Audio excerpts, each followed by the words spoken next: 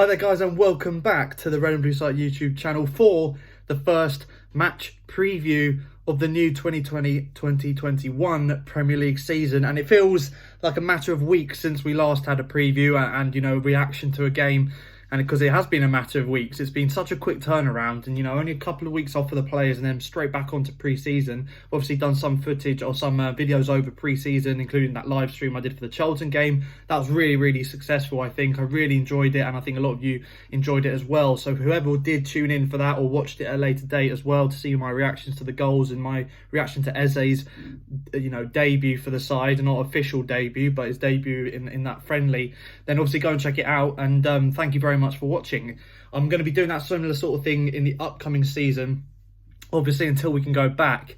There was the whole problem with the season tickets, and I think that the club, we'd all love the club to take another look at that and to try and do something to at least support some of the fans, because it's been such a tough period for everyone. I think that it makes sense to try and to try and do something with those season ticket prices, because it's best, it's in everyone's best interest, to be honest.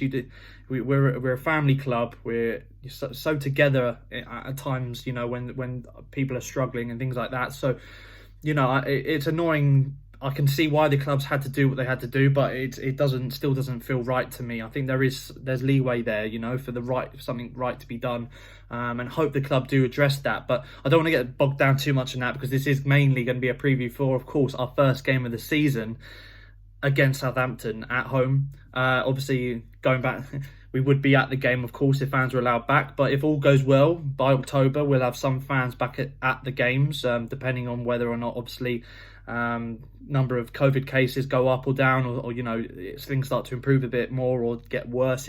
Loads of variables could happen from now till then. But as things stand, we are still planned for very limited number of fans to go back to games in the Premier League from October. So fingers crossed that's still the case. But of course, the first few home games, we are going to be missing that, and the first few games of the season, home and away, of course, we'll be missing fans. So I will be aiming to do live streams as much as I can until I can actually go to a game. I've had my season ticket renewed, but obviously it's a lottery on which games I will be able to go to personally. So until then, until I can actually vlog a game and get a proper match day experience for you guys, I will be trying to live stream them from home as much as possible. But more on that later. Looking at Southampton ahead of this game, I'm feeling much more excited. I mentioned this in my Batshuayi announcement video, and of course check that out if you haven't already. My thoughts around Batshuayi coming back to Palace on a season on loan with an option to buy at the end of the season. That's really crucial in that deal. So excited to see him back in red and blue. It feels like he's come home. He said that himself. He feels like he's home, which is such a great thing to hear from a player who's only been on loan with us. To feel like that Palace is the place he needs to be. And when he's saying that before the season's even started, it's very likely that come the end of the loan, as long as it's been quite successful for both himself and obviously for us, I think it will be. There's a good chance there, I think, of us getting him on a permanent deal after the end of the season. So I think that's really good signs. But it's that deal in particular that's made me a lot more optimistic going into this season. Eze was massive, and I was so excited about that. I still am excited for him. But to add an actual striker, that main problem we've had in the side last season was the lack of goals. Not so much lack of creativity. I know there were lots of games that are very stale and boring, especially in that run of last 7 games where we lost at the end of the season. It really poor, and it wasn't really worth watching any of them, to be honest. There was an element of being on the beach, in my opinion, in those games, but it still doesn't excuse the performances. But the main problem has been putting the ball in the back of the net. Just finishing up on that point, the creativity wasn't so much of an issue for large parts of the season. I think we did get into good areas. Not so much with crosses. I don't think we crossed the ball anywhere near as much as we should have. We did try to cut in and almost walk the ball in a bit too much, in my opinion. We should have been going down the flanks, putting more crosses in to suit the strikers we had at the time available to us. But I do think that in general, creating goals isn't so much a problem. It's putting it in the back of the net. And so having Batshuayi come in, who we know can score goals from his last loan spell, I think mentally, I've not seen a striker be so good off the ball in Palace colours for arguably my whole time supporting Palace. Andy Johnson maybe is the closest who would come to the movement and the clinical finishing that we see from Batshuayi. I think he's just such a good signing, and it means that the problems we had with goals, I think it's not going to be a problem this season. I think a lot of people are much more confident of us being away from a relegation battle now that we have a proper striker in the side. I can see it happening again here as well, going into this game. I think that without a striker, we saw last season how we found it hard, especially at home, to break Southampton down. And I think that having a player like Batshuayi in the game, in the side, is a game changer. I think without him in the team and with Ayew up front, as much as I love Ayew, and he's provided some crucial goals over last season, rightfully deserved player of the season in my opinion. He wasn't very, very consistent. I think he'd had some amazing performances, and over the course of the season was probably one of the more consistent players in the side. But that being said, he still didn't necessarily score the goals that he probably should have. And so having Batshuayi is massive, and I think that linking him up, Eze is probably going to be fit to play. Zaha will at least be with the side until October, or to the end of the transfer window, so we are going to have Zaha for I think the next few weeks at least, and there'll be more on Zaha to come, I'm sure. That situation probably isn't over, but I'm still quite confident he will stay at the club for this season at least. I think that we're in a great spot going forward. I think that we've still got the creativity there. We've added some more creativity in Eze and Batshuayi.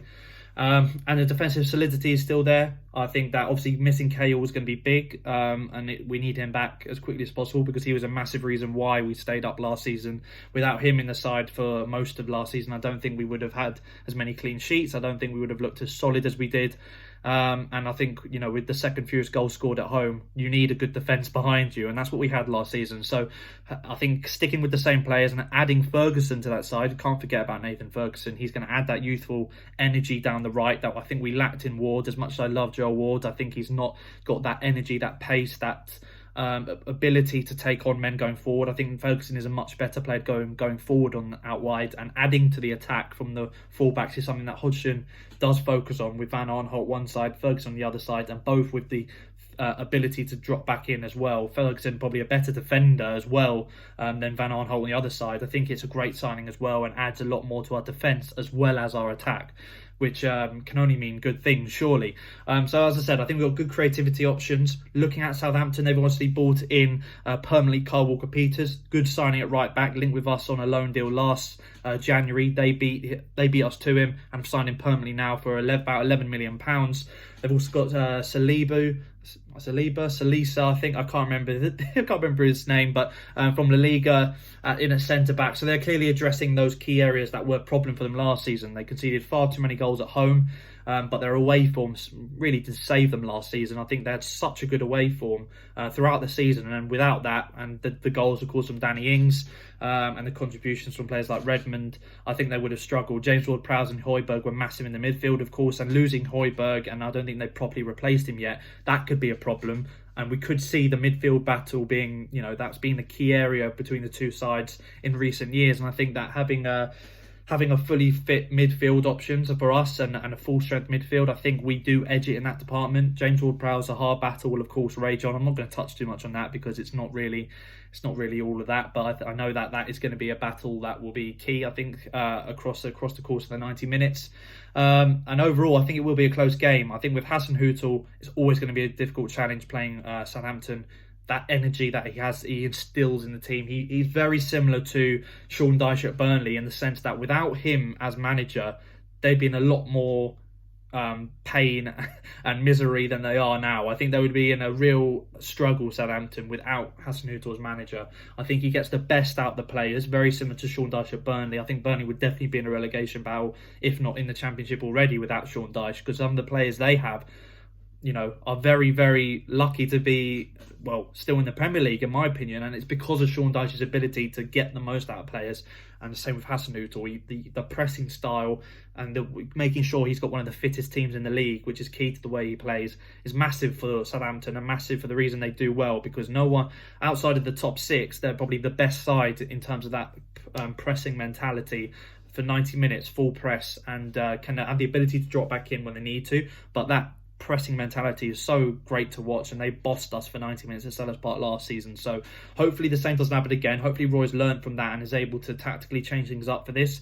I'm feeling a bit more optimistic about Roy as a manager as well going into the season, because of his ability in pre-season. He's changed up the tactics, changed up the formation, he's trying new things. So I like that. I like the fact that now that signings are coming through the door, it's almost a way for Roy now to express himself a bit more. He felt he had to contain himself to a style of play and a tactic. I think anyway, because he couldn't get signings in that he wanted. He was limited to certain players in the squad. And I think that forced him to have to play a little bit more reserved and to look to play for clean sheets and 1-0 wins and 2-0 wins.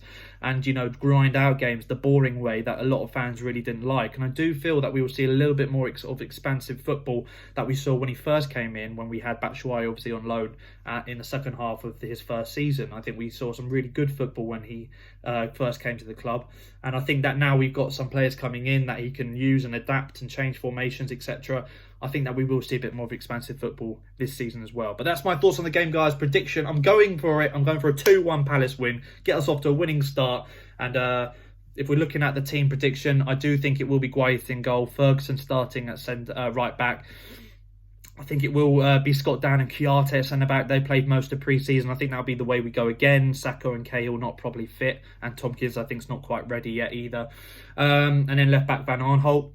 I think in the midfield, he'll play MacArthur, Luka Milivojevic. And I'd love Eze to play in the middle. He'll probably play out wide. But I'd love him to play in the middle. And then Zaha, Batshuayi, Ayew as the front three. That would be my dream scenario. But we'll find out tomorrow, guys. Be sure to tune in and into the game. Let me know your thoughts down below, your predictions.